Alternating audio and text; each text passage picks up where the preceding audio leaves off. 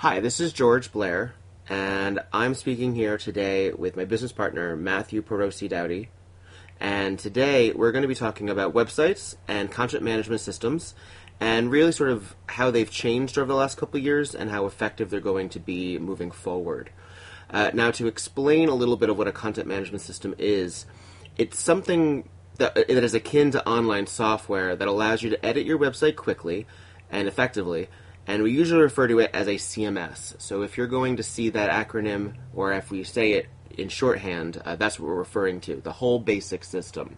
Right. That's absolutely right. And hello, everyone. This is Matthew Perosi Dowdy. So, in fact, the earliest CMSs, they started in the late 90s. Many of the big websites from the internet bubble were all programmed by hand back then. And back then you paid programmers, and I remember these days very well. You paid programmers for every hyperlink and every bold tag that was added to a website.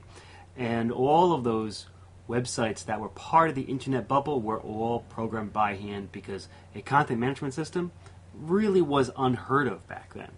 And you were largely updating via FTP or individual file types that you were all putting together. Oh yes, that's a blast from the past. What we did is we programmed in basic text editors, and then we uploaded manually through FTP. And now programmers today, they have systems like Dreamweaver. Dreamweaver makes life easy with being able to edit and upload all within the same system. So when content management systems sort of made a lot of FTP and a lot of the individual programming irrelevant, what was really probably the first company or the first business to really take advantage of that in an online format? Well, you mentioned something there that's interesting. I want to explain why a content management system makes website programming kind of irrelevant. It's because the content management system, it's online software that you install onto a web server, and through this online software you can go in and you can edit your design, you can edit the content on your website, you can do anything that you'd like to do for your business once the website software is installed. And one of the original systems that became very popular, well known today, is called WordPress. And so WordPress started in 2003 it was, and people were building websites with WordPress without needing to talk to a developer anymore, without needing to pay a programmer for every little detail they wanted to change on their website. So is it safe to say that WordPress helped lay the groundwork of what most CMSs would then become, or that most of the functionality that one would worry about? That's a very good way of putting it. In fact, let's take a look at what the admin screen of a WordPress site would look like. So let me call up on the screen here. This is the WordPress admin for one of the sites that we manage, one of our kind of test sites that we manage. And WordPress has maintained a very consistent look since the beginning of their time, with the navigation on the left and the different page controls on the right. So any of these menu options that are on the left side, you click on them and they will change what you see on the right side, and then from here you can add pages, you can edit pages, and you can change the different content that is on your WordPress website. And WordPress really became known as the software system that you could use to do anything, because over time a lot of developers, they started to create their own little plugins, which you see down here. There's this option for plugins in the WordPress admin menu, and from here you can add different features, and you can extend the usefulness of WordPress. Now, I know that WordPress has a lot of features, perhaps too many for a lot of people to use all at once. It's probably there to give a variety to a variety of different businesses. Is it that WordPress has all of these features just randomly for free that people can just use if they apply, or is it that you're going to figure out how you're going to use them and then buy them a la carte? Well, it's interesting. One of the things that you asked there about WordPress being free, because really WordPress does have several different paid levels, and the version of WordPress that we have, that we use, is an absolute free version of WordPress. It just allows us to look at the progress of WordPress and see what they're doing, and also go in here and help troubleshoot for some of our clients. But WordPress does have different plan levels, and let me call those up on the screen here for us to look at. And they have different packages where they offer different features that you can get, and those features include the plugins.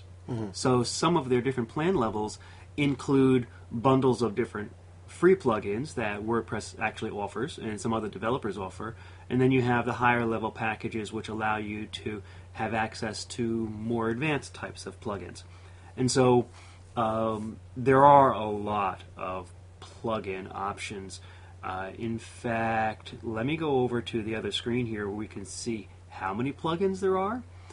And here we go. So from what you can see here, there's almost 54,000 plugins that are available for WordPress now. And these were all just created by independent developers. Yes, they're all created by independent developers, and that's kind of interesting because many of the plugins are going to be industry specific.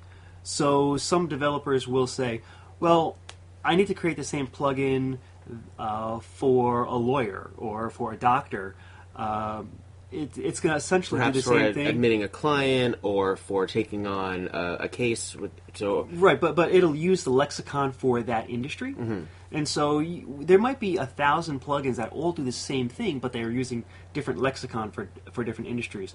So knowing what to choose for your own WordPress website and how to navigate through these plugins, a lot of times you really want to talk to a WordPress consultant or developer to help you find these things, because otherwise, like what you alluded to earlier, you're basically doing trial and error with trying to find the right plugins for your WordPress site, and that trial and error can become so time consuming. You can end up spending money to buy a plugin, and then it's the wrong plugin for you because you didn't have experience with it. Or that you're spending so much time using the correct plugin, but you're not using it as effectively as you could be. Absolutely. That happens a lot, where you do buy a plugin, and because you don't have experience with what the plugin was originally designed for, you don't understand how to fully put it into use because you don't really have anybody to guide you through that. So how do you decide which plugin system, or the whole system the whole kit and caboodle of WordPress, what is the true cost of that setup? What is your time really going to work out to? So the cost of WordPress, if you wanted to do it yourself, is about $25 per month. And from there, you can dig through the plugins. If you try to do this yourself, you can follow WordPress tutorials that can help you get your WordPress website up and running, they call it, within an hour. And that's fantastic. You basically choose one of the built-in designs that WordPress comes with, you set up your website, and wow, your website is up and running. It's a skeleton. Now you have to figure out how to use it and what you're going to do with it. But really, if you want help figuring out what to do, or if you want to figure out how to best use the plugins or how to use it to grow your business, you really should hire a developer. And WordPress has a lot of recommendations for developers, and there's a couple of good websites. In fact, let me jump over to the Upwork.com website and call up a list of the most popular WordPress developers right now. Now, are these developers that WordPress endorses, or that they just simply are aware work within their system? I'm glad that you brought that up, because in a little bit when we talk about Shopify, you'll see that there are Shopify-endorsed developers. There's also Wix-endorsed developers, but there's not necessarily WordPress-endorsed developers. Okay. Because WordPress is a free system. All the software that runs WordPress is available for free that you can put on your own server. So this thing that we're looking at right here with these developers on the screen, these are people who, as you can see, the number of hours that they've worked or the number of projects that they've worked on. And if you're going to go in here and look to hire a WordPress developer, I would recommend always hiring one that has a lot of experience, that has a lot of good customer testimonials, and the ones who do show that they've worked on a certain number of projects or a large number of projects, they're going to be the more expensive ones. They know what they're doing. They're going to take less time to do the work, and they're going to, in the long run, save you money. But even those guys, they're $75. Here's one for $75. Here's another one for $92. This is per hour that you're paying them. And are you buying the time of a single person, or are you suddenly hiring a whole agency to sort of take over what you're doing? Oh, well, what I'm showing here on the screen, these guys are just developers. They probably work out of their house. Mm-hmm. They're independents. And the typical developer experience is you would hire one of these guys, and they will give you a block of time every week. So it could be from 8 a.m. to 12 noon on Friday. And it could be your local time, their local time, whatever it is. And then it's only during that block of time that they work with you because they have other clients. And so it could take weeks and weeks and weeks to get a project done. And even if you do hire one of these developers, it could still take them 100 hours of time, because during that time you're figuring out how to use the site, they're giving you feedback, mm-hmm. and it's still time consuming. So from, if you got a range between $75 to $92 per hour, at 100 hours you're talking about $7,500 to $9,200 for the cost of what's considered a free WordPress website. Right. And of course that is the time that they're spending, and you are not even taking into account the time that you're not in the showroom, or when you're not in the office, or when you're not taking care of your own physical business needs that the website is going to hopefully represent and give you even more business. In the case of companies or businesses that are working with a product catalog, these agencies or these independent developers aren't helping you put all that content on. And so you bring up a good point there with product catalogs, because a product catalog is just one way that you can use your website.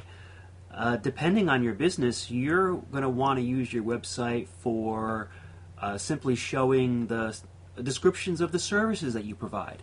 If you're a restaurant, you're going to want to use your website to have your menu. If you are a lawyer, you're going to want to explain the different kinds of legal services that you offer. So having a product catalog is one of the things that a retail store is going to do, is going to be one of the things that if you're not a brick and mortar retail store, if you're just an online seller, then you still have to set up that product catalog.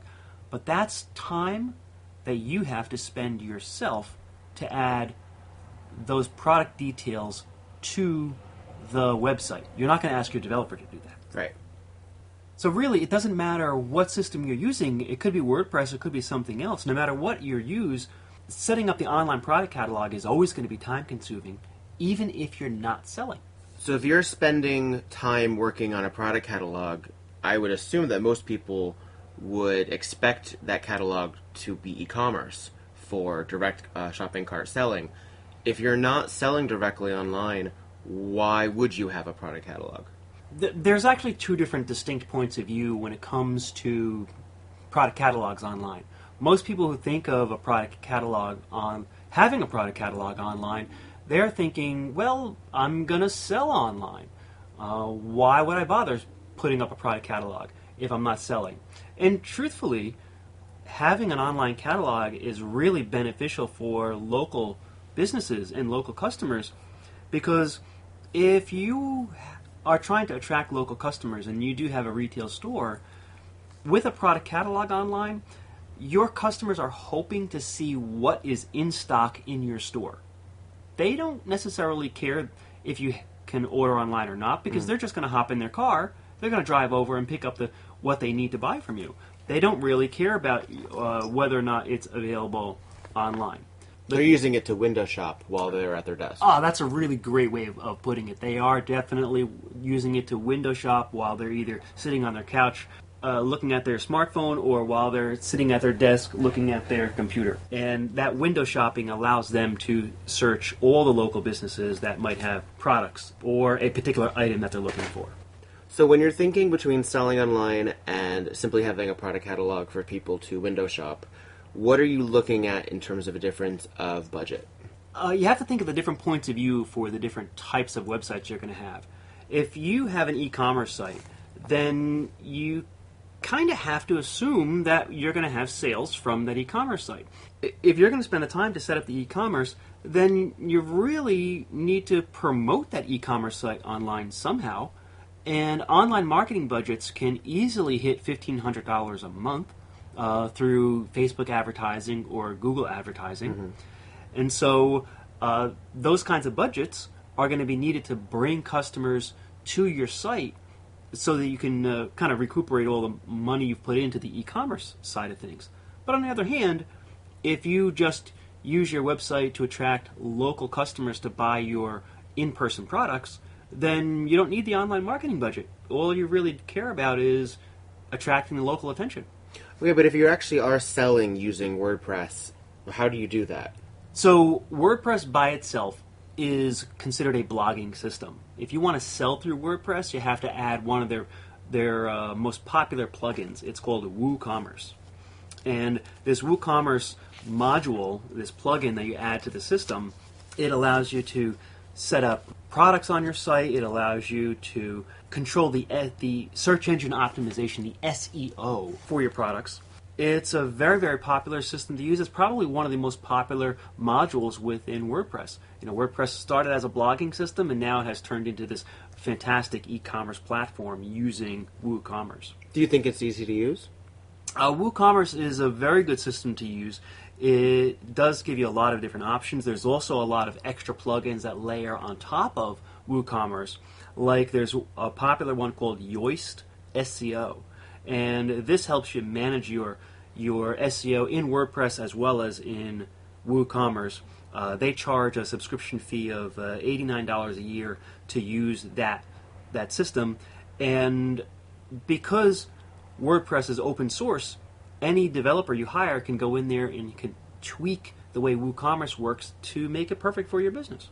But I do want to point out that I just said that you have to hire a developer to help you tweak WooCommerce. So you can plug it in real easily and you can get all the default features to work, but if you really want to make it hum for your business, you do have to hire a developer. So that, in effect, makes it a little bit more expensive to set up and a little harder for you to set up. But really, no matter what e-commerce system that you're using, there's still so much more of setup and working on the product pages to make them look the way that you want them to. What do you find is the time span that a business owner needs to consider when it really comes down to one product at a time? When it comes to setting up the e-commerce websites, there's a complete difference between the technical side of things and getting the website launched and you actually adding information to the website. We refer to that as populating your website or adding products to your website, populating your products. These are kind of buzz phrases we use. And if you want to consider, like, what does it take to populate your website, when you sit down and you really pay attention to how long it takes to do a product photography, how long it takes to write a description, and add the stuff into the website and then set up all the SEO tags, you're looking at least 1 hour of time per product for all that work. If you have 10 products on your website, 10 hours doesn't seem like a lot, but if you it's more than you spend at work at a day. Well, yeah, it's more than a single day's worth of work. And if you, let's say, just sell t-shirts and you've got 10 t-shirt designs, then this seems reasonable for you. But if you are a retailer that has lots of items and you want to put them online, if you're, let's say, a jeweler, and for a jewelry store, I would recommend that you're going to put at least a couple of hundred items online. Well, a couple hundred items, that's 200 items. Yeah. And suddenly you're talking about 200 hours worth of time. Minimum. That's not time you're going to pay a developer. That's time that you have to account for, or one of your employees has to account for. And really, how many weeks worth of payroll does that require to really get 200 hours worth of work done? It takes a long time. So now that we have discussed a lot of pluses and a lot of minuses, I think fairly honestly, Of WordPress. yeah, with WordPress, there obviously are a number of other platforms out there, and one that I think has probably had the most increase of online presence in terms of advertising and sidebars and YouTube pre-videos and things like that is Wix. Yes. Wix is a service I believe is similar to WordPress, but would you like to explain really the basics of what a Wix system really is designed for? Well, Wix really came about because they wanted to create a way for the absolute novice to build a website. Build a website easily using one of their built-in templates. In fact, they've really taken to heart the idea that a novice can build these websites based on their current type of advertising that we see, as you just mentioned, on YouTube. Right now, as we're recording this, there are a lot of commercials on YouTube where it shows this really goofy guy who says, "I just created my own website," and he's like, "Yeah, this is great. It looks terrific." And the website he creates, it's kind of a mockery because it looks really silly. But Wix is really trying to demonstrate that anyone can create a website using their system. Right. In a completely different industry, they can use the Wix system very effectively. Yeah, well, I mean, Wix is really designed for like those weekend warriors who want to set up their website over the course of a single weekend and use these built-in drag and drop templates. I mean, the system, their selling point, I think, with their largest system is it's quick. Yeah, you know what? Hold on a second. Let me grab up some of the Wix templates and let me call up this page here, and we can look at how, like, this is a sample of some of the business templates, and I can scroll up and down in here, and you can see some of the templates that they have. It's just a matter of clicking on one of these, dragging and dropping, choosing your fonts, choosing your colors. Really, really is simple to do. Can you install your own templates, or do you have to use what they have? No, this is a self-contained system, so you can modify these in somewhat fashion, but they really are all designed to choose one of these templates and then make it easy. And by the way, Wix advertises itself as a totally free system. But let me go over to their pricing page here. Why would they have a pricing page if it's a completely free system? Well, that's because they say, hey, you can set up a website for free, and then you can use one of their personal options. But if you really want to use their business features, you have to choose one of their plans here. And they have only $17 a month for their e-commerce plan. Mm-hmm. But if you want to be able to use your own domain name, and if you don't want to have the little Wix badge in the footer of your web page, then you have to pay one of their plans. Do you buy your domain name through them, or are you simply attaching a domain that you've gotten elsewhere? For Wix, they're actually a company where you would buy the domain name through them. Okay. And then you'd renew the domain name through them as well. Is that true of WordPress as well? No, with WordPress, you buy your domain name separately and you point it to your WordPress website. The other thing with Wix is, even though you can do this on your own, there's also designers that you can hire to help you set up your Wix website. If you don't want to do it yourself in a weekend, you can hire somebody else. So their system is set up to be really easy, really simple, according to their own phrasing and their own advertising. And if you're hiring a developer, are they expecting that the developer will take that much time, the same amount of time that it would for you? Or is the idea to speed it up? The developer point of view is that you are going to ask them for how to best use the Wix website. And they're going to have ideas on how you should set it up for your business. And they'll also help you populate the initial content. And make the website work for you. Again, if you don't want to learn the software system, and these are software systems that we're talking about here, WordPress and Wix, it's like learning how to use Microsoft Word. You have to learn how to use their system. So if you don't want to learn how to do it, you hire a developer. So let me call up some pricing for one of the Wix agencies. I just did a Google search and found this Wix Pro Designers, and you can see their pricing here has kind of a range, but if you want to set up an e-commerce website, with them for up to 100 products. It is just about $4,000, $3,997 For a free system. for a free system and only 100 products. What if you want to change those products? That's something you can either take care of on your own once they set it up, or you can keep contracting them to do the work for you. But again, it's weird that they are indicating here that they'll set up an e-commerce system for only 100 items, whereas that's going to be a really small retailer. If you are a reasonably sized retailer, you're going to want to have multiple, many hundreds of items on your website. And it seems to me that if you are already going to be adding products to your system or to your website, it shouldn't make a difference how many you're adding. The same functionality and the same features would really apply whether it's 10 items, 100 items, or 5,000 items. So they're capping it at 100 seems more like a hosting limitation, that they don't want to be responsible for huge sites. They want to more be responsible for smaller sites.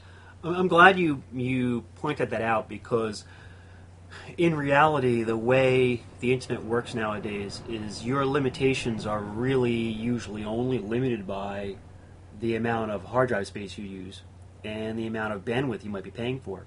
So adding an artificial limitation to the number of products that you have on your website is something that a developer says to you simply because they're trying to get more money out of you. When you install software, these software systems for websites, they're capable of handling 10 products or 10,000 products or 100,000 products. Your limitation is only the hard drive space and the bandwidth that you have. So this particular designer for Wix capping the number of products at 100 is kind of silly. Mm-hmm. Now, obviously, anything that happens this quickly, or that purports that it can happen this quickly, cannot be good for SEO, because SEO is not a quick process. Where do you feel that Wix stands when it comes to long-term search engine optimization and ranking? Wix is notoriously bad for search engine optimization. It really comes down to how they design their system. Because the Wix system is drag and drop, they've had to come up with their own way of allowing you to manipulate images, words, and anything else you might put on your website.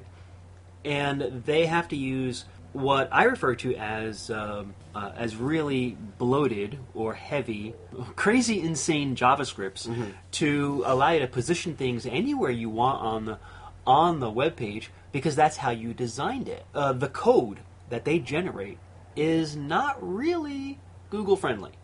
They generate code in order to make the website look exactly the way you want it to, regardless of whether or not it's Google friendly. And so all the work that you put into your Wix website really doesn't help you for your search engine optimization and your Google ranking overall. Would you say that it's simply insufficient for organic SEO, or do you think it actually is detrimental to advanced SEO techniques? Would it be would a Wix site be resistant to Google AdWords or to more Google work? So you brought up Google AdWords there. So Google AdWords is the paid online system for advertising. And honestly, if you're going to invest a lot of money into Facebook advertising or Google AdWords advertising, it doesn't matter what website you're using, because you're not relying on your organic SEO to bring people to your site, because you're paying advertising systems to bring people to your site. So it doesn't matter what your organic SEO is. But if you don't have organic SEO, the minute you stop paying, you're at risk for not showing up at all. Oh yeah. If you don't continue to feed the advertising monster, as soon as you stop paying for it, you lose all the traffic to your website. And then wouldn't Google even penalize you for dropping that quickly?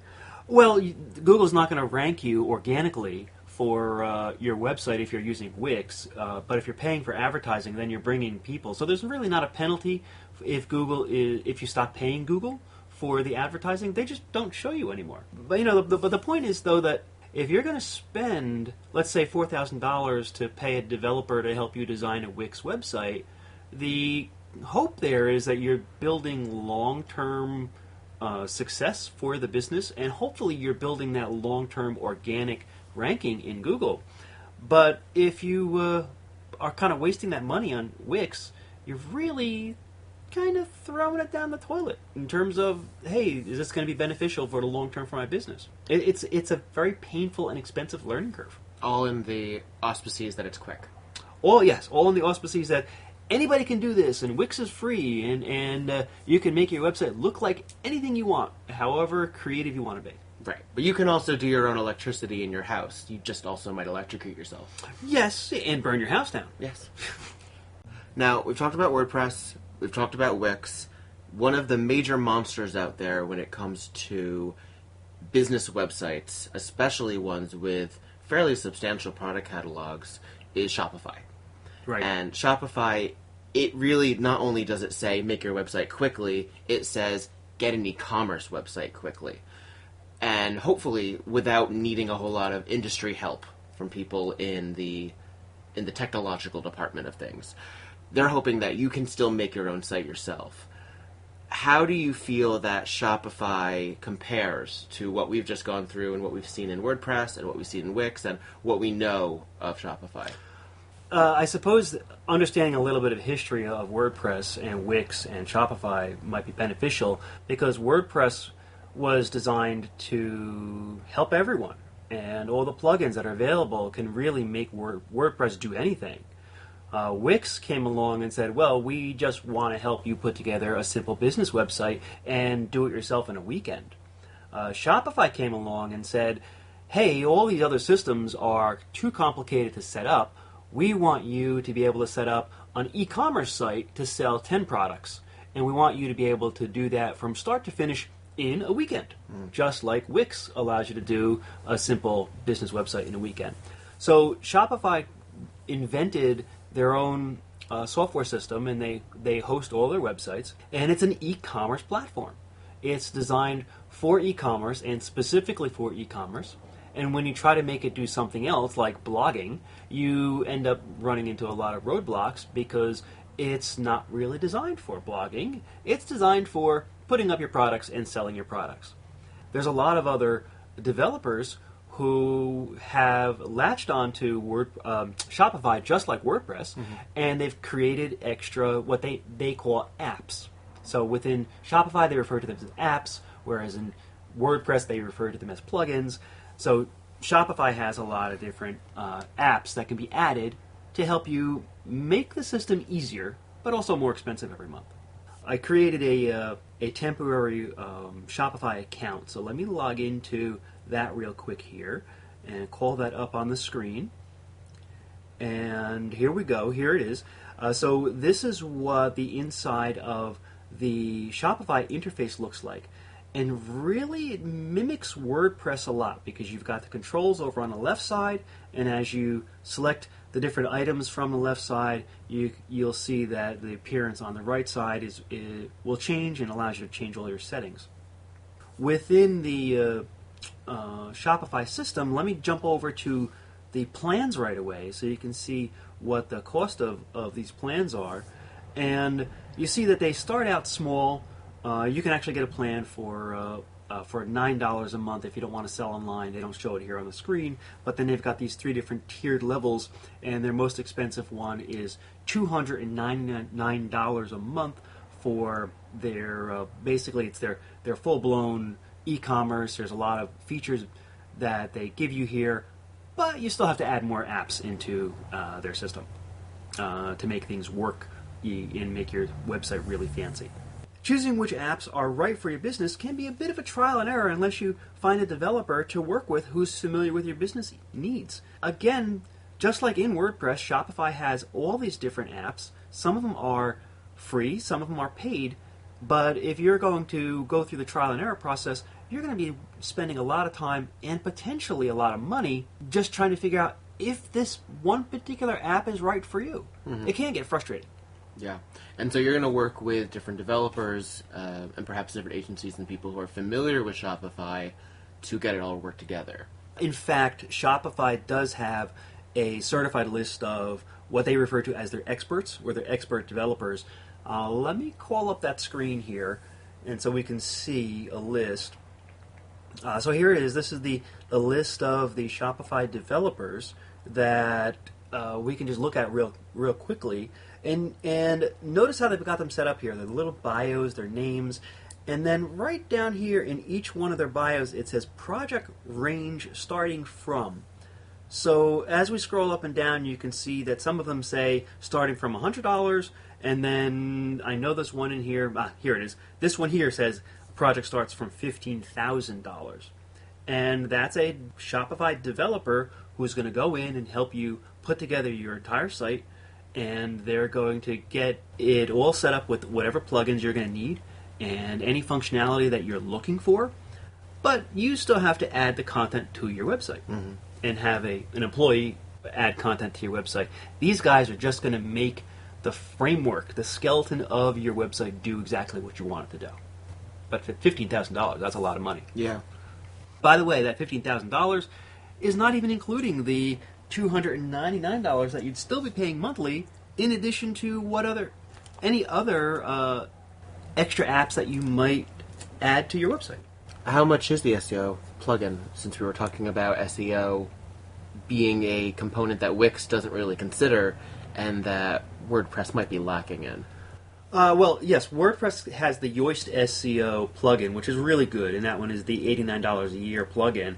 For Shopify, if you want to consider or do like an apples-to-apples comparison between a Yoast SEO plugin and an SEO plugin for Shopify, the best one that I can come across is $20 per month, so that's going to be $240 per year for their SEO app plugin for Shopify. So that's, again, it's an extra fee every month on top of the $299 you're paying for Shopify.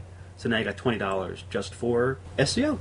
And you can just continue that at any point. You can go in here, you can say, stop using that plugin. Yeah, you can start and stop plugins anytime you want to, and then discontinue paying those monthly fees. But if you get used to using one of these services, then if it's a benefit to your website, you don't necessarily want to turn it off. Right.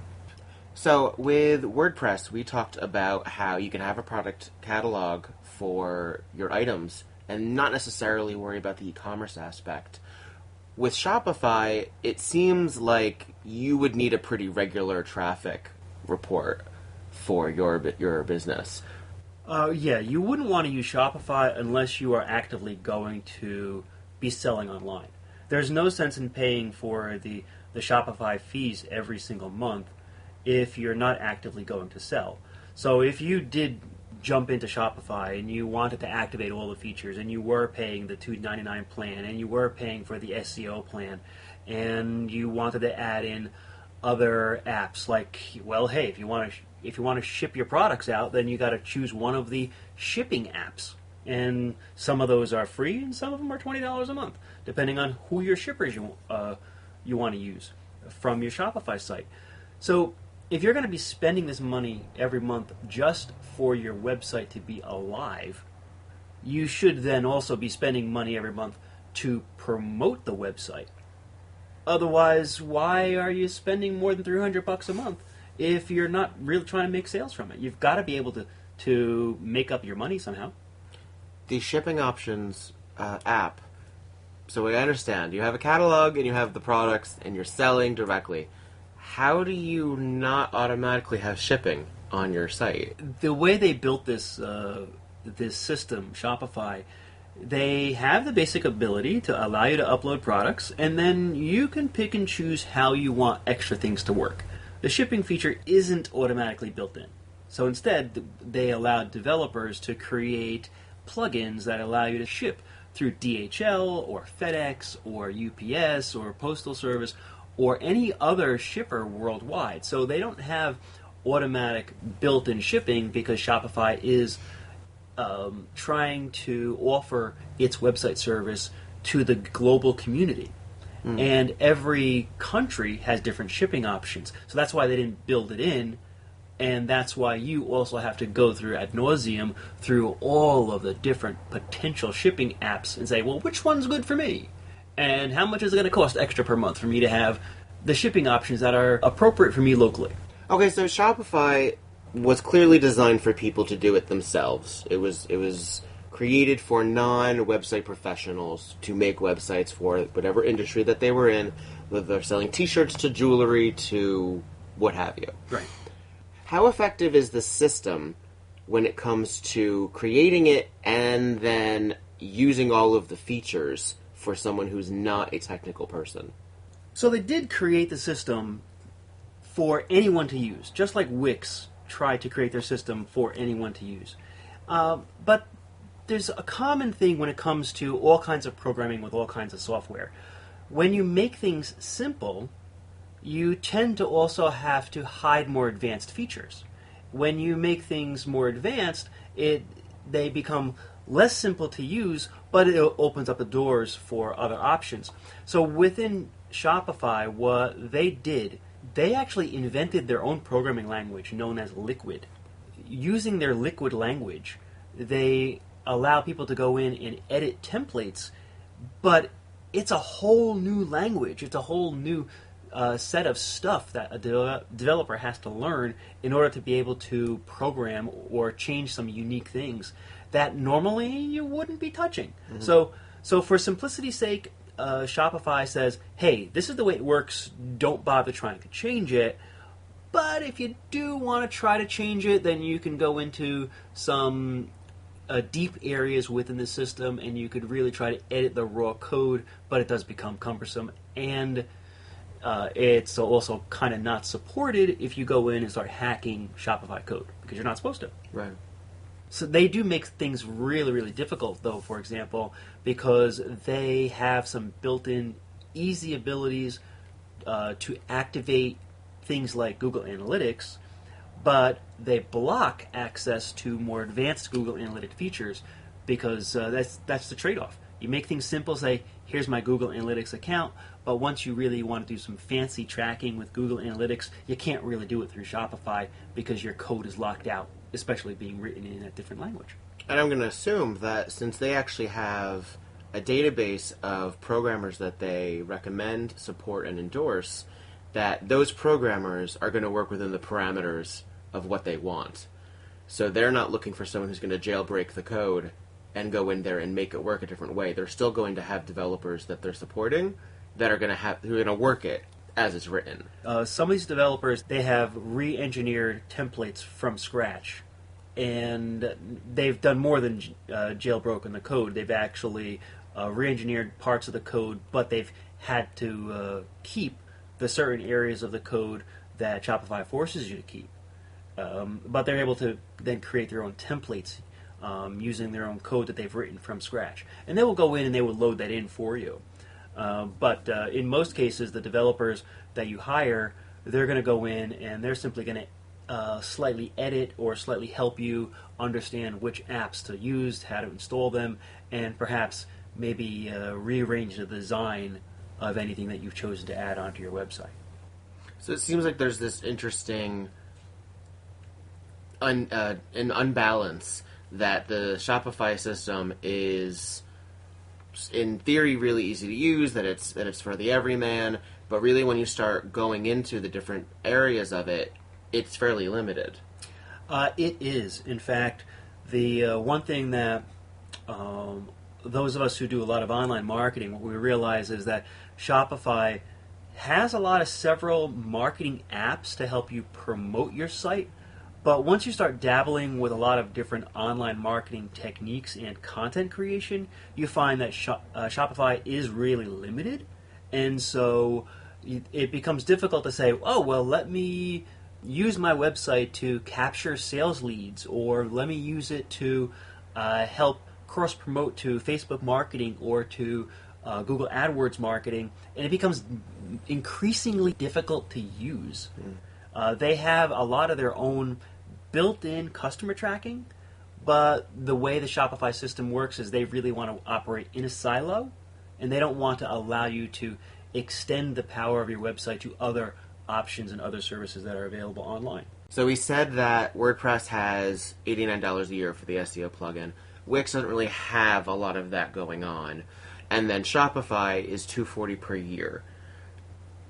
Now, SEO, since that's sort of an amorphous, sort of impenetrable concept, and it means a whole lot of different things, do reports and does a discussion, consultation actually happen with that plan, where you can actually talk to someone and say, yeah, I'm paying for SEO.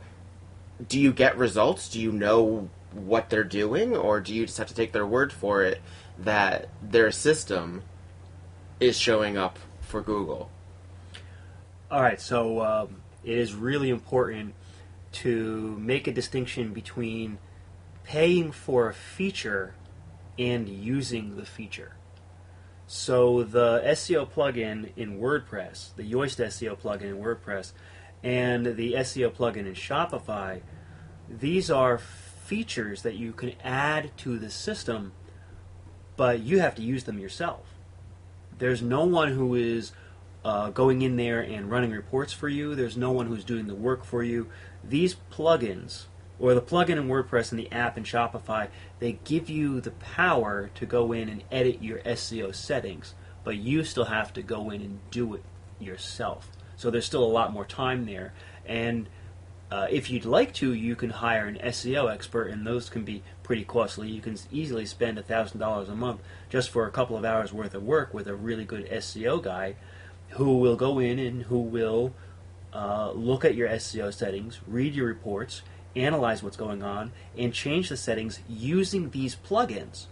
So just because you're paying for the plugin doesn't mean you have SEO on your website done. It just means you have the permission to edit the SEO on your website.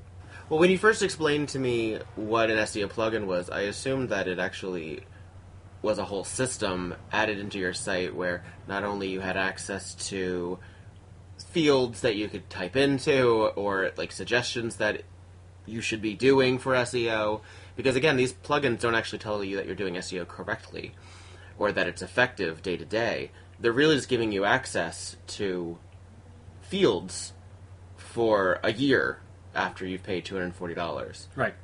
So you're not actually learning anything or experiencing anything or quantifying anything. You're just paying for a key to a door that opens a room. And you've got to figure out what to do in that SEO room, exactly. That's terrifying. Yes. Yes, it can be, because you're paying extra money for this feature, and unless you yourself know something about SEO, you're kind of lost. The one benefit with WordPress in the Yoast SEO is that they will ask you, well, what's your primary keyword? And then it'll tell you how you're missing that keyword on your page, but it won't really make suggestions. Right. These things are not artificial intelligence. They're not going to tell you, hey, Google recommends this, so you should do it. They're just going to say, hey, here's the empty fields. Go ahead and fill them in. Be creative. But if you don't know about SEO, then you could be screwing up your website at the same time. And there's so many there's so many people who have websites where they are so disenchanted and so disenfranchised after a year or even after a few months of saying, well, my website's just not working. And it's not that their website can't work. It's that they've already given up because no one told them that there was actually a process or more to do. And simply like, well, I have SEO. Yeah, but you don't know what that means. And a lot of these companies and a lot of developers are taking advantage of business owners by not explaining what SEO is and simply saying, well, you have it. Yeah, but you don't have time necessarily to learn all of the ins and outs of it, because that's not your business. Your business is selling jewelry. Your business is making pizza, or your business is home contracting. It's really frustrating to me that they would give access to business owners to these features and then just leave them hanging and then have them pay for it. Right. Well, I mean, the problem with small businesses and with entrepreneurs is just simply that they don't have the time or money or the exposure to the marketing techniques that have evolved over the past 10 plus years. And a lot of that has to do with SEO. And the marketing techniques that have evolved over time, we've been developing into our own software that we use and that we sell, called the GlitterPaw software system. And the goal for us is that Well, we're going to give you these features, and we'll give you a little bit of information about them so you don't get overwhelmed. Mm-hmm. And then over time, when you want to learn more about it, those features are available to you. So today we spoke about WordPress, we spoke about Wix, and we spoke about Shopify. Now, obviously, we have another software to discuss. But before we get to that, let's do what they refer to as an apples-to-apples comparison with WordPress, Wix, and Shopify. What do we got? Well, we can try to do an apples-to-apples comparison if we talk about those three systems, WordPress, Wix, and Shopify. So WordPress, if you wanted to do it yourself, so that means go through the entire registration process, choose your template, design it all, you're going to pay $25 a month, about $25 a month. That's a DIY solution. If you did Wix and you wanted to go e-commerce, then you would pay $17 a month for the DIY solution. And if you wanted to go Shopify for the e-commerce with, let's say, you know what, let me do a comparison of Shopify full-blown e-commerce to if we were to add WordPress along with WooCommerce, and WooCommerce is free, so do apples-to-apples comparison, WordPress and WooCommerce versus Shopify full-blown. Shopify is $2.99 a month. So that's a DIY solution. Now let's talk about, let's cover what we talked about before about developers, because WordPress developer cost could be between $7,500 to $9,200 for a qualified developer to help you to do like 100 hours of development work. The developer for Wix is going to be $4,000 to help you put together a e-commerce site that has 100 items.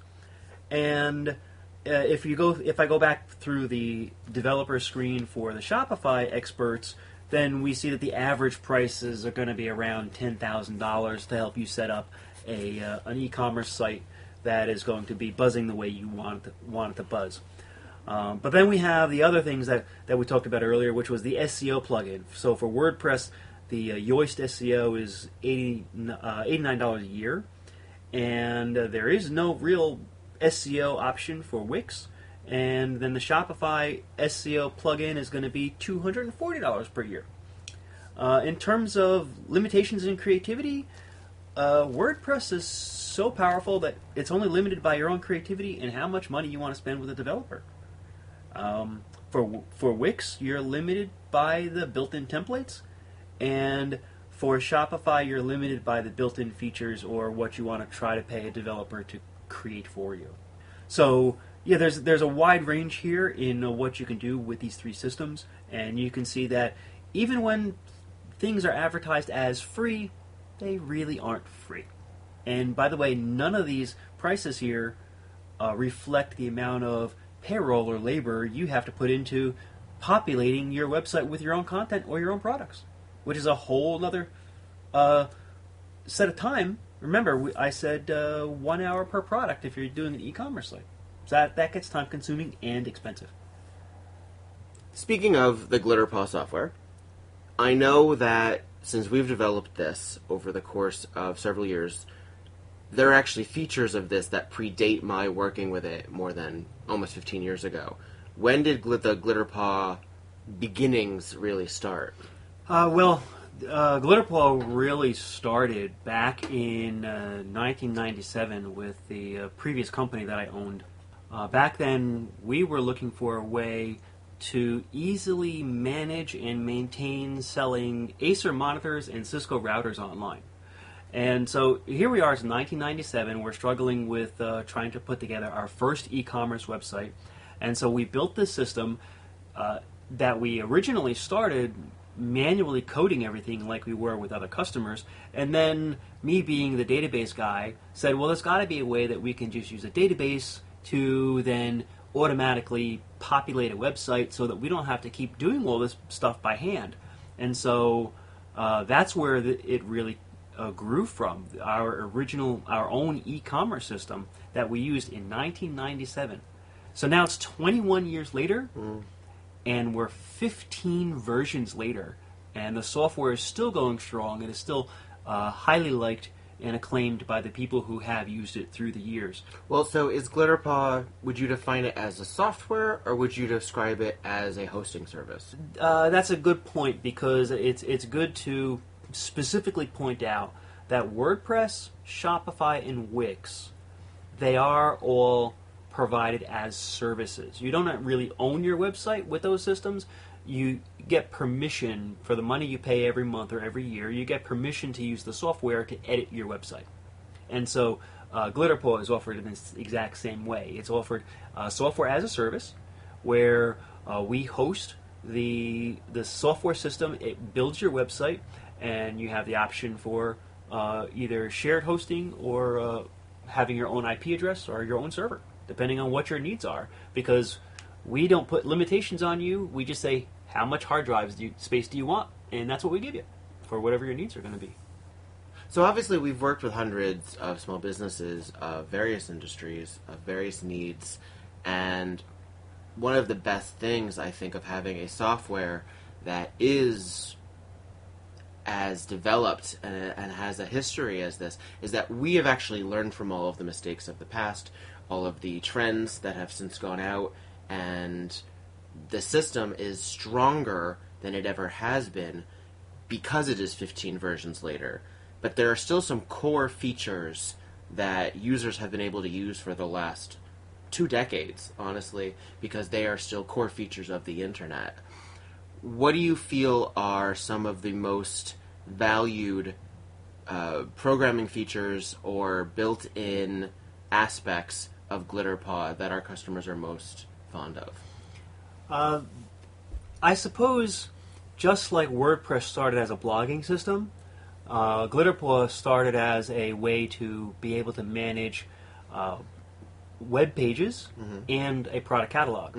So at its core, those are the two main things that GlitterPaw does. You can create an unlimited number of pages for your website, put an unlimited amount of content on your website, which would include videos or downloadable PDFs or blogging content, or have a lot of different marketing bells and whistles and forms, and then you can also add products. So those were the core features, and then a lot of other things have grown out of it, and things have grown out of what we've done here simply because the people who were using the system over the years, everybody needed the same types of features. And so we said, well, this is going to benefit everyone. So here, let's add in a new feature which is going to save people a little bit of money from other outside subscription companies. And we've got these, what we could refer to as plugins, but they're really not plugins because they're built in parts of the system now. And so you don't have to go hunting through thousands of apps or plugins wondering what's right for you, because for small businesses, GlitterPaw has almost all the modern-day marketing things that you could need and then grow into over time. One of the things that we spoke about before was the SEO plugin that WordPress has, and also paying for the extra SEO plugin for Shopify. And since the SEO is such a strong need within any kind of a website system, we also built an SEO module, which I can call that up on the screen here. And let me call up this one SEO module for this one customer of ours. And here, this page here shows a snapshot of the website tree of all the pages on this one particular website. And if I were to click on this one link here and give this a second to load, when this loads, it shows you all of your SEO fields, and then it gives you a basic analysis of keywords over on the right side here.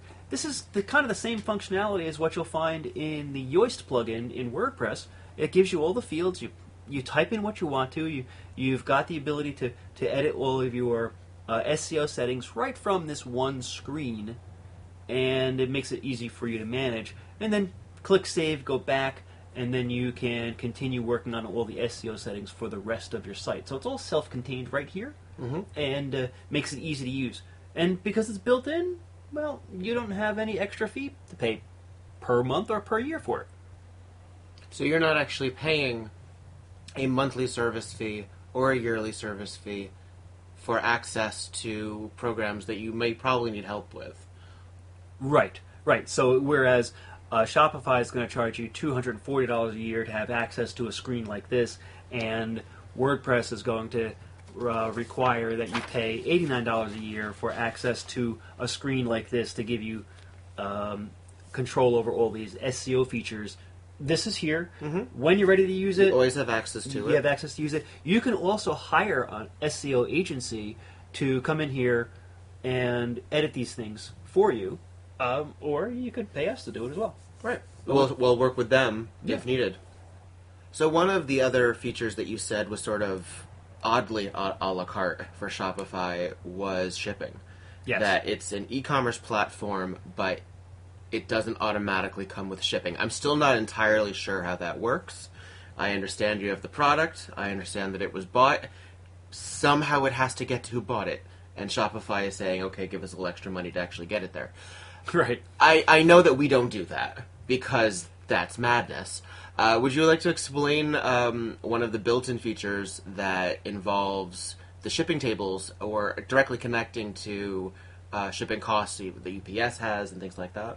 Sure. Well, the thing to go back with Shopify again is that it's they're targeting a worldwide market, so they intentionally leave their shipping ability in features set. They leave it out so that you can add in whatever's appropriate for your country.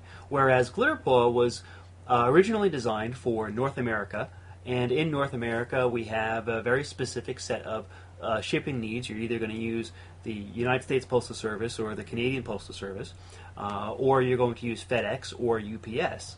And over time, what we have found with the customers we've used is they have decided that it's actually easier and it's more beneficial for customers to know that, oh, well, if I'm spending less than $50 on the website, then the shipping is going to be $5 flat.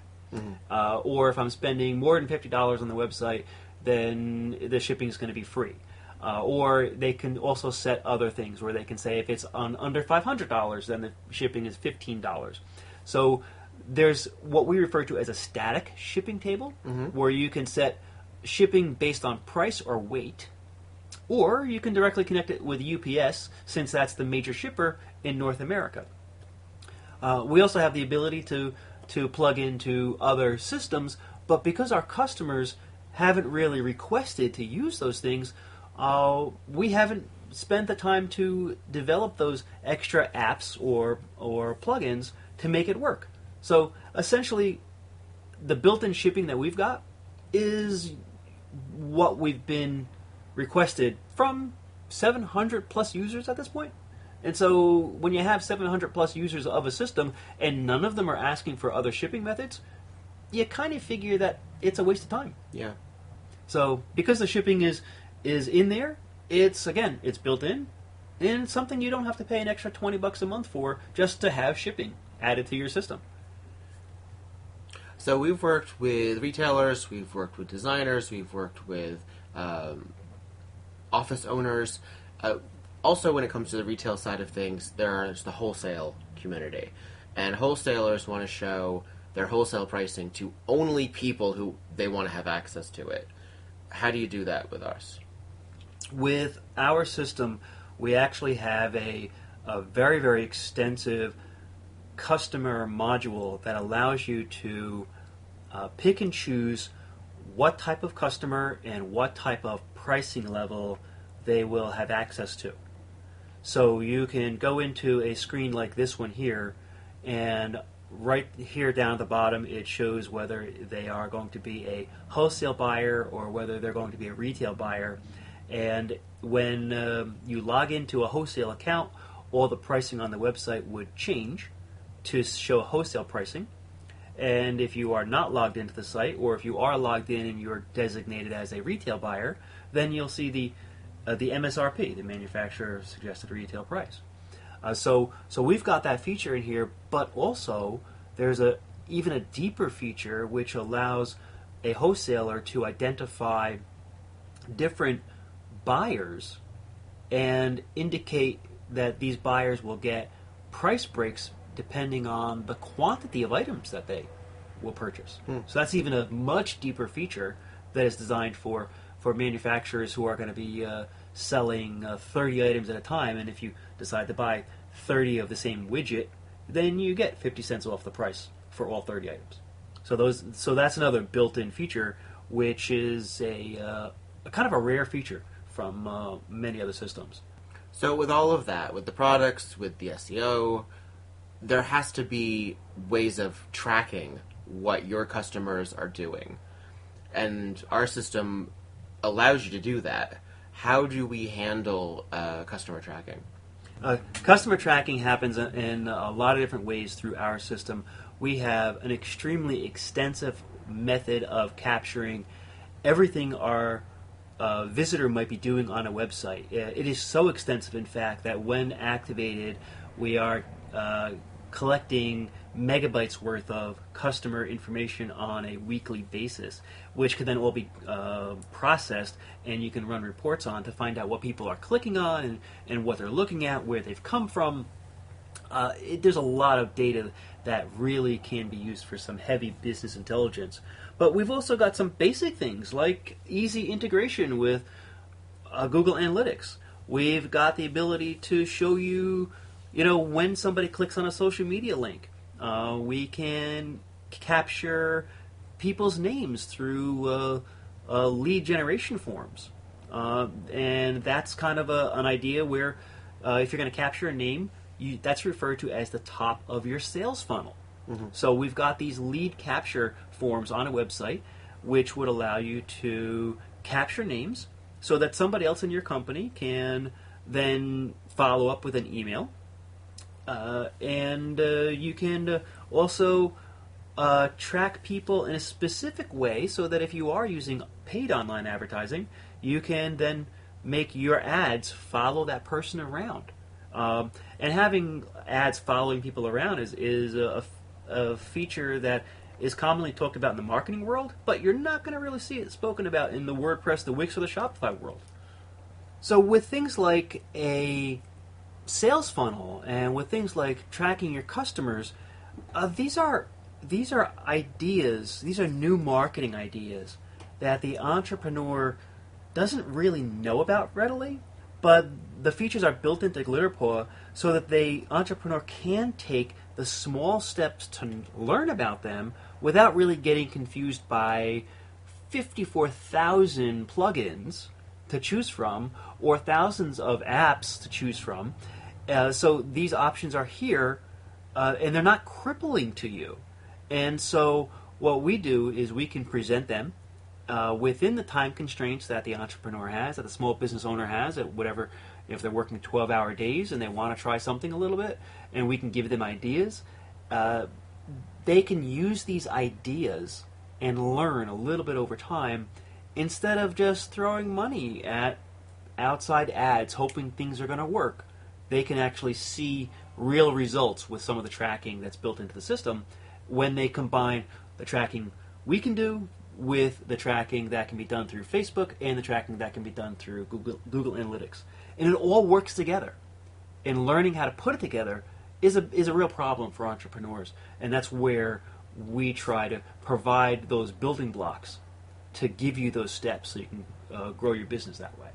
And you can take it to the next level without having to pay all this money monthly just because you want the option to learn how to do it. Well, what exactly are those options that a business should be considering? Businesses really should be thinking of websites as a whole. Just because you build a website doesn't mean people are going to come to it. You have to give Google a reason to show the website in search results, and you have to figure out ways to continually bring customers back to your site. There's a lot of different tactics that you need to employ to make it all work for you. First is the information that you put on your website, because Google reads that. Second is having a way to capture names on your website for people who are interested in your products or service, but they don't really want to call you.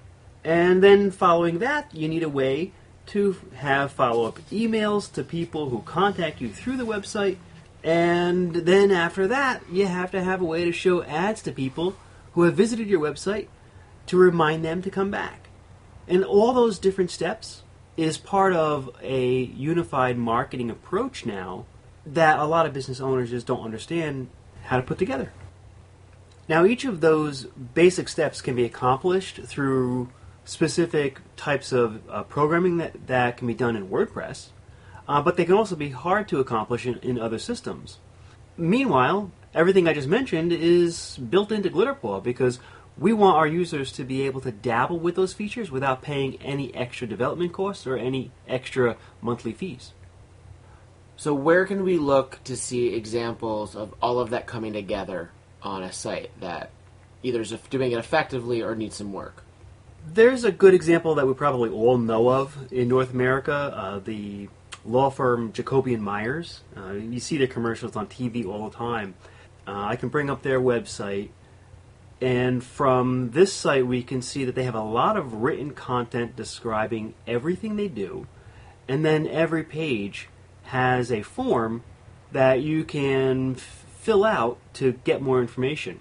And when you look at this, and what they're really doing here, this form is what we refer to as the top of the sales funnel. This is where they're capturing names. I have to assume that somewhere in the background they are then responding to those emails and the questions that people are submitting, and then they're continuing from that. So this is a good example of how people can pull different marketing techniques together on a website with all this content in just this form. So why is it important that every page on the Jacoby & Myers example site here has not only a lot of written content, but a lot of specific content, page to page? It's not all very generalized. It's actually each page has its own focus. The Jacoby & Myers website, the way it's designed is they're trying to advertise their specific services, and every page talks about something specific. In the marketing world, we refer to what we see here on the screen here, we refer to this as content creation. They took a specific topic and they wrote an entire web page for that one topic. In the marketing world, we say, oh, this is content creation. Now, content creation can be a web page, it can be a blog post, it can be a video, it can be a simple photo you add to your website, or anything that a person can download, like a PDF, an informational PDF from the website. So Jacoby & Myers went the extra step, and they added all this information to their website through their content creation process. The thing about content creation is that this looks like a lot of information, and it was a lot of information for them to put together, and it's difficult to explain to a small business owner that this is a necessary part of online marketing today. It's not something that we can prove through scientific measurement, but it's something that you can feel over time. As you add a lot of good content like this to your website, it then starts to snowball, and a small business owner can feel over time that this is working, but we can't really measure it and how it's working. We just know that it does over time, and it just takes a long time for the results to happen. So when reviewing the different systems, whether it's Wix or WordPress or Shopify or even GlitterPaw, what are the similarities in their methodology behind content creation, and what seems to be the easiest direction to take? Content creation, in its essence, is, we think of it as adding a blog post or adding a page of written information to a website. And we always go back to written information because that's what Google can read more easily than anything else. And on WordPress, since WordPress started out as a blogging system, it's very easy to add new pages to a WordPress website for that extra content you want to add in there. Wix, it's a little more difficult, but the templates do allow you to add pages to the site. Within the Shopify system, it started out as only an online store, giving you the ability to then add individual content pages, but they do now have an area where you can add individual blog posts and create a blog post rather easily with the similar features and functionality to what you would have in a WordPress system. Within the GlitterPaw system, It's really easy to add an unlimited number of pages to your website, and it's very easy to add an unlimited number of blog posts to your website to allow you to grow your site over time so that Google has more information to read, and eventually that all helps you be found in Google search a lot easier. Between the different ideas of content creation and blog posts and how you're going to track your customers, all these tiny puzzle pieces, the way they fit together is difficult to figure out if you're using one of the other free systems that give you all the options because you don't know what to choose. Whereas in GlitterPaw, because of the experience we've had in knowing how people ultimately use the system, we've put a lot of the common pieces and elements together so that it's just there and it all works for you without having to figure it out. So we've gone over the fact that WordPress, Wix, and Shopify all have costs that are associated with the development and the sort of care and feeding of a website. Right. Now, we must be above board and say that, of course, GlitterPaw has all of these services and all of these functions and all of these features, and because there's value attached to them, there is a pricing structure. Right. How do we break that down for people to really understand what they're looking at? Okay. Well, to explain that, let me call up the pricing page that we have on our website today.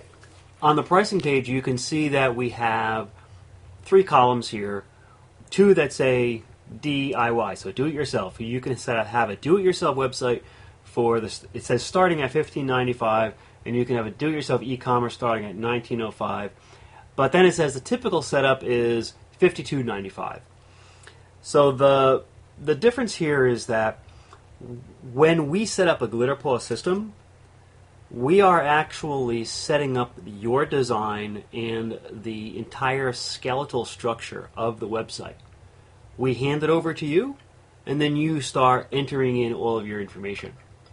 And those are what the 2 columns there refer to, the do-it-yourself website, do-it-yourself e-commerce. We're still setting up the website, the programming, the design for you, and then we just hand you the keys and you go ahead and do it.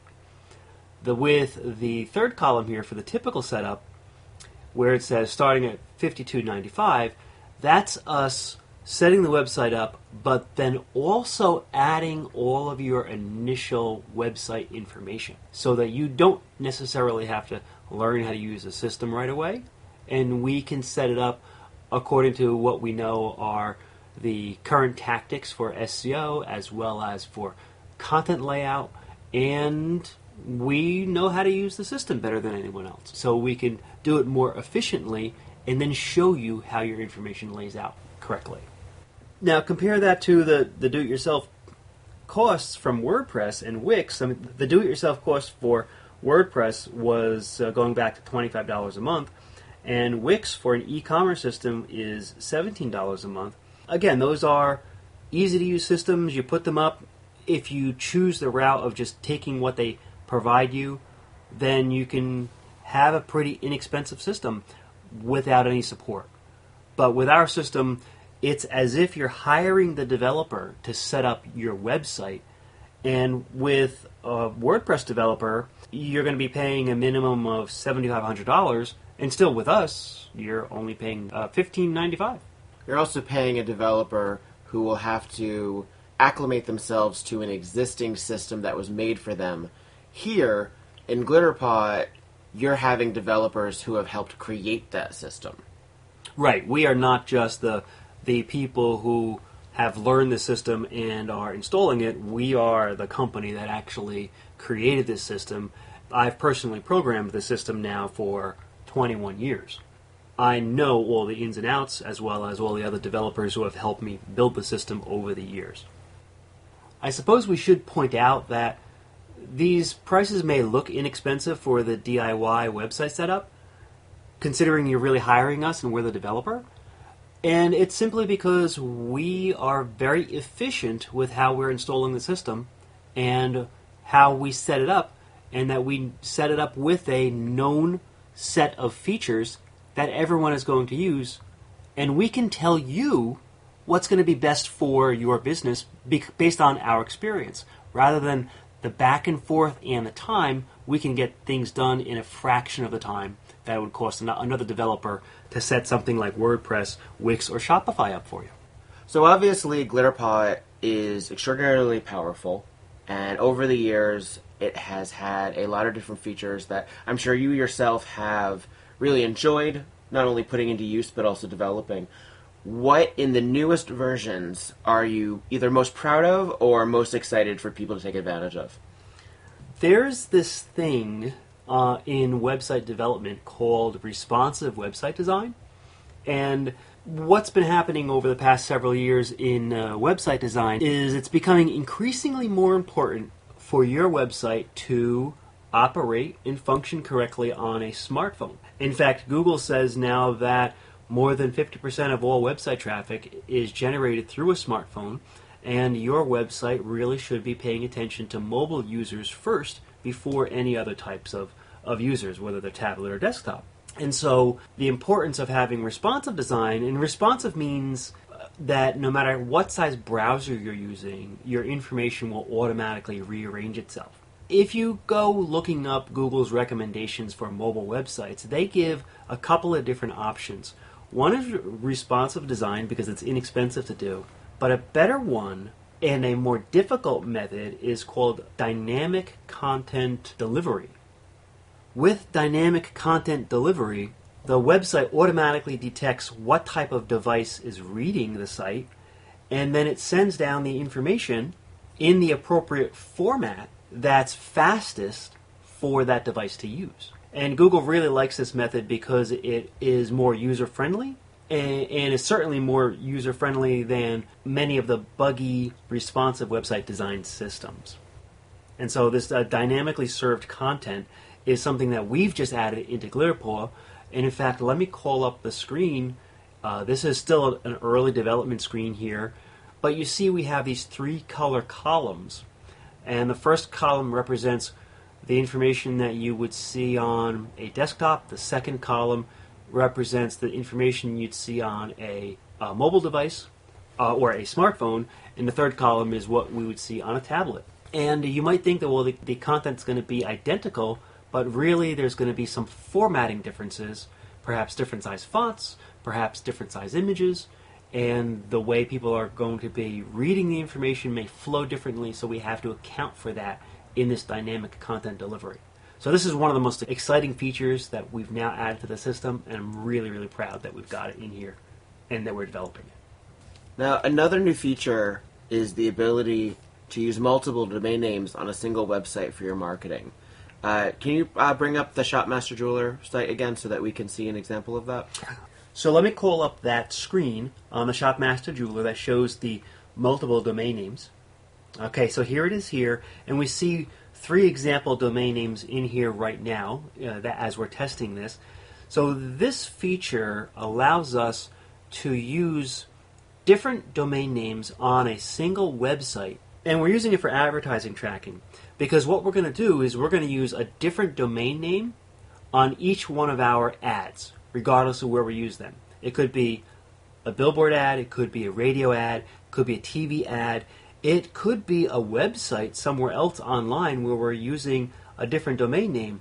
And every time somebody visits those unique domains, we will know that they read that particular ad, and that's how they got to our website. And that's how we can do tracking of various ads.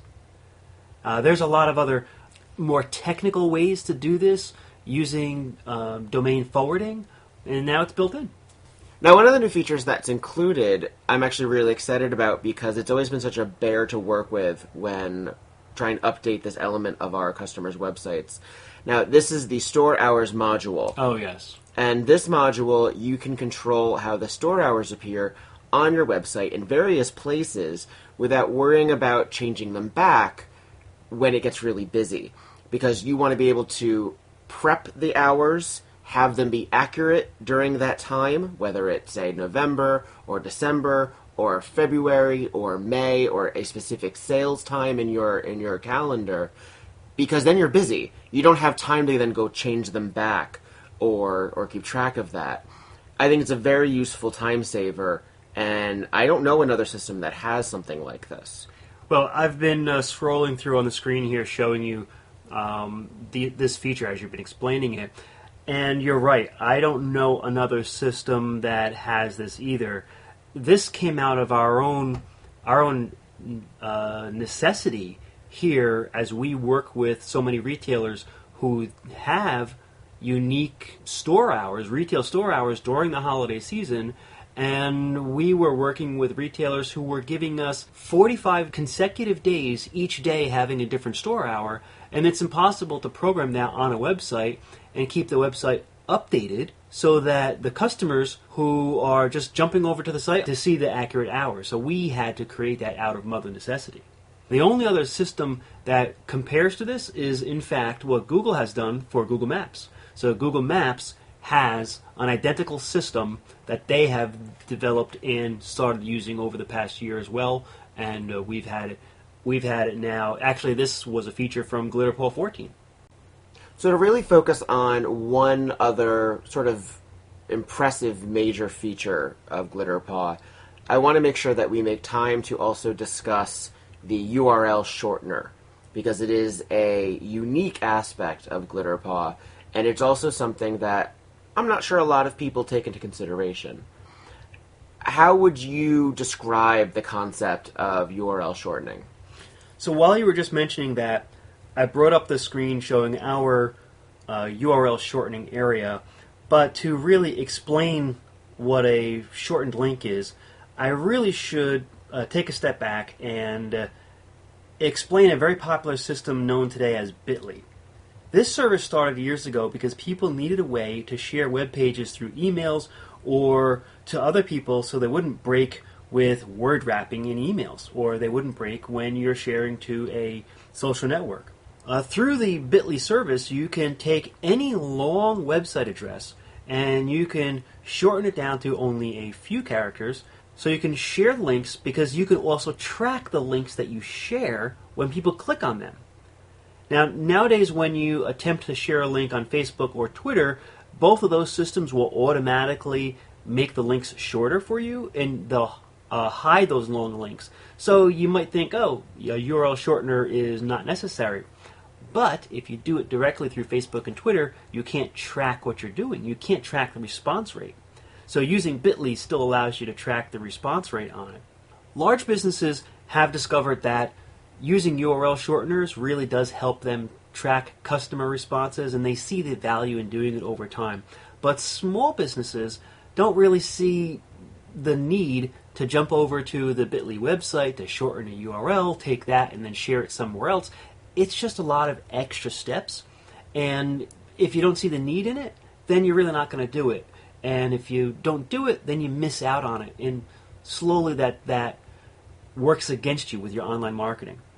So what we've done is built in to the GlitterPaw system the ability for you to take one of your long website addresses, you can add tracking codes to it, and then you can shorten it down to anything you like, whether it's a domain.com/1, domain.com/a, or anything else that you want to share, and then you can have that built into your system. And over time, you can reuse it, as well as you can, and here's the magic, you can change the destination and you can change your tracking codes. So you can use the same shortened URL in ads over the course of many months, but you can track individual months. And that's something you can't do through Bitly. This is definitely a complicated topic that a lot of really good marketers would love to see, because marketing guys like myself, we look for ways to track customers, and we're always looking for ways and faster ways to track customers and more convenient ways to do it. So when it comes time that you're ready to take that leap towards the more advanced marketing methods, well, you're going to be very happy to find that this feature is already included in GlitterPaw, and you're not paying anything extra for it, and it's so much easier to have right here in front of you rather than using an outside service. The cornerstone of version 15 of GlitterPaw is the ability to dynamically serve different layouts and content to desktop, mobile, tablets. Right. The mobile domain names are another new feature. Right. Now, both of those will need a lot of testing before we are satisfied that they are completely bug-free.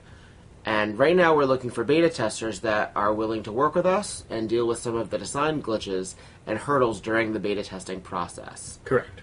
What kind of glitches are you anticipating? Well, the dynamically serving content is very, very tricky, because what that means is the website software has to magically detect what type of device somebody's using, and then take the information that we've got in the database, and it has to correctly lay it out for either the tablet size, the desktop, or the laptop monitor size, or the mobile device size. So we need a lot of testing to make sure that we've got the glitches out, because we don't accidentally want somebody on a smartphone seeing the page for a desktop computer. And even though we've had some of the mechanics of this operational inside of a GlitterPaw going back to GlitterPaw 10, we're really bringing it forward now, and we're being aggressive with how it's working. And we need a lot of people to test it. And right now, the demo site that we've shown here in the video a few times is the only site that's got it. So we need people to bear with us to work through the bugs and help us work it out. Now, obviously, they're still getting a lot in the process. What are you offering beta testers? Well, in order for somebody to be a beta tester for us right now, here's what we really need. We need a website that has full content in it. It's not like we could create a skeleton website for you, hand it to you, and say, oh, please be a beta tester, because that process is going to be too slow. What we need is to work with some people who have information that we can transfer into a fully functional site, so that we can then do live testing to see how it's going to work. So that means we're willing to put in the extra time it's going to take to add your content to your website. And if I go back to the typical setup costs from that screen I showed you before, normally if we're going to enter in all the content for you, we're going to charge you $52.95. So right now, as a beta tester, to help us do this, we'll do the extra work for you and get your website fully set up if you just bear with our bugs, and we'll only charge $2,000, essentially the e-commerce price. Now, when we say bugs or testing, is there anything that will prevent the website from working for the consumer, for the business owner, that they will really have to deal with? Or is it all on us? It's all going to be on us. And in fact, we're really not going to launch a website that is going to have bugs.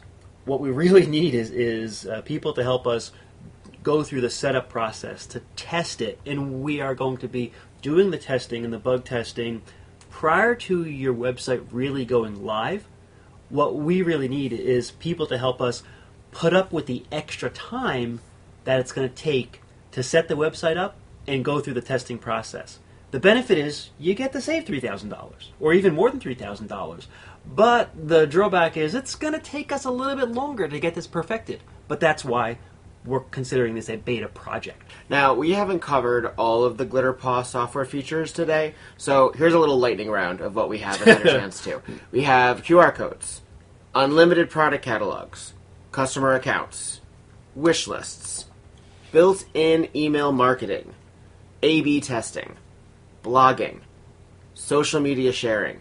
I really got to point out that you just name-checked one of the features that we rarely talk about, the A/B testing. And A/B testing is a concept that you have two identical pages on your website, and you are doing a marketing test to find out if one color is better than another, if one headline is better than another. This is an advanced marketing feature that high-level marketers will look for, and a lot of times you'll pay outside services several $100s a month to be able to do A/B testing for you. And it's a feature we've got built into GlitterPaw because we needed it a few years ago. Now, these are just a few of the built-in features that save business owners the headache of figuring it out all on their own, and we have it all together in one package. What can we possibly compare this to? Is there anyone else who's got all these unified features? Not that I can think of. Can you get all these unified features in WordPress? You certainly can, but you have to look for all of the plugins, and you got to make sure that all the plugins play well together. And since GlitterPaw is a unified system made by one set of developers, all of the features work together seamlessly and without any kind of security bugs between them. And what's also important is that GlitterPaw software is not some sort of Frankenstein's monster hybrid response to these other businesses. It was created independently. It's not meant as a reflection of Wix or Shopify or WordPress. It has some things in common with it, but all of these practices and all of these products were developed separately to work together in one program. Oftentimes, I like to say that GlitterPaw was developed in a vacuum, meaning that as we worked on it over the years, we never really compared the functionality of other systems like we compared today to show you the ins and outs of 3 other systems. So that's why the GlitterPaw system doesn't look like anything else, because it was developed from user feedback and users telling us that's easy to use, that's not easy to use. And so that's how it was put together. We were more concerned with what worked, right, than seeing how it shaped up next to everybody else. Getting back to all the features, George, that you just mentioned a moment ago, there's a lot of features there, and many of our customers don't really need all those features. And so what happens is, even though the software is installed, we don't necessarily fully set them up unless somebody asks us for them. But if we were to fully set up everything in the GlitterPaw system for one of our customers to use, it would be comparable to like a WordPress setup if you hire a developer to spend 200 hours really tweaking your website. So compare a 200-hour development cost with WordPress at perhaps $75 an hour, you get a $15,000 website. And we can still accomplish that with still around $5,000. The reason I just made that comparison to WordPress is really because you can only compare GlitterPaw to the features of WordPress, and that's because WordPress has so many plugins. So we have all these features, and if you want to get something even close to it, you'd have to go through searching WordPress and all of their plugins to get all the features that we've got built in. The beauty of all this is that GlitterPaw is designed to be simple to look at and give you access to the features you need for your marketing when you realize that you need them. They're always there for you. And you can test and dabble without paying anything extra. When you see results, you can then start to understand why all of this online marketing is good and how you can grow with it. And so now that we've done this full presentation of comparison of different systems and what we offer through GlitterPaw and through GlitterPaw version 15, we really are looking for the beta testers that will help us out here. We would like to work with a few businesses, small businesses. You can save $3,000 or more setting up your website. Just help us work through the bugs. And in return, you'll have a fully functional website, whether you want to use it for e-commerce or just for your business, and you'll have all the ability to dabble in the online marketing. And you won't be expected to pay the $52.95 later. Right, yeah. Pull that screen up again here. These are the setup fees we normally charge, so we're not going to say to you later on, oh, hey, pay us more money for more setup. We do have a hosting fee. The hosting fee is $419.40 per year. And then after the first year that the website's been up, we have normal tech support contracts that we offer customers. But really, the benefit here is you get this powerful website, and you get that to help us out making something work. So after all of this, we're here to say that you can sign up for this beta tester offer, and you can send us an email at Matt, that's M-A-T-T, at SapphireCollab.com. You can see that on the screen right now. Or you can give us a call at 973-413-8211 and ask for Matt or ask for George. And we're really excited to offer this, and we really are excited to get this new version 15 of GlitterPaw released out to the public, because we think it's going to make a big splash. Thanks for watching. Thanks for listening. We'll talk to you soon. Goodbye.